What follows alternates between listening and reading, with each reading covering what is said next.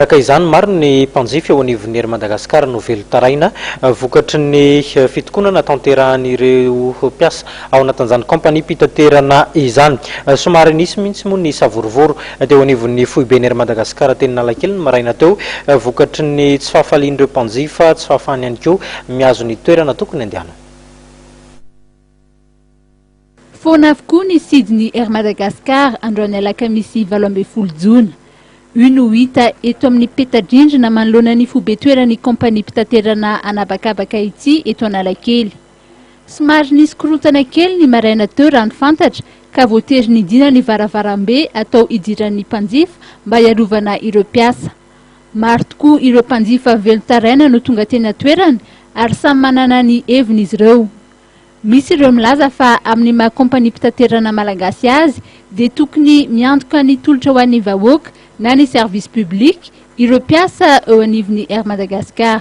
Mandreraka be le hoan'ny personnel satria eda service public donc tokony satisfaire ny mpanjifa izy faharoa an'izay tsy mba fantatra lao hoe mietsaity amin'ny économie any raha io satria rôle opérateur zao fa tena kitateraka mihitsy ka zay nataoko hoe tokony mba tsatra le grevy a dia mba miasa aloha fa zay adiny fotoana na ny orinasa fa sahirana mbola hoentinao grevy a tena hitako hoe kosa hoe mba miavy amin'ny mpiasany herinady mba ray miasa fa le zavatra zao tsy mahasolo vahoaka tsy mahasolo toe-karena tsy mahasolo raty ihany koa.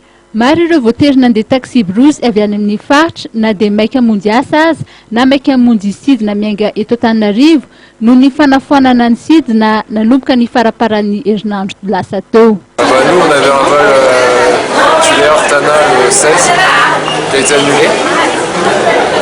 On a su ça au dernier moment, du coup, en sachant qu'on avait une correspondance Tana-Paris ensuite, qui était prévue hier soir. Du coup, on a dû faire Tuléar-Tana en voiture, rouler toute la nuit et tout, donc un petit peu dangereux. On s'est arrangé pour essayer d'avoir notre vol long courrier en fait. Et là, hier, le vol a été annulé. Maro amin'ireo teratany vahiny no matahotra ny overiasa noho ny tsy fahafahan'izy ireo miverina ara-potoana any amin'ny toerana ny haviany. Risque de perdre mon travail. Je dois rendre mon travail à mes patrons. Et je risque de perdre mon emploi. Sahirana ny olon-tsotra izay lasa takalonaina ary tokony hiverina ireo sidina ireo raha nambaran'ny mpanjifa maro. Toetra ratsy ilay zava-misy zany tena ho anay olon-tsotra aloha zany dia sahirana satria misy mivezivezena na ny asa na ny zany dia miantona daholo ilay izy dia lasa sahirana kely izay. Tokony misy zany ny fifandrarana kely eo amin'ny fanjakana sy ilay orinasa satria lasa ohatrany hoe manahirana lasa sahirana izay. Alao tsy hanao sosokevitra zao fa ny fandehanana sy ny fivoahana io angamba ny tena sosokevitra tsara indrindra azoko atao hoe mba alao mba handeha mba afaka mba miodana indray ny fiainantsika rehetrarehetra.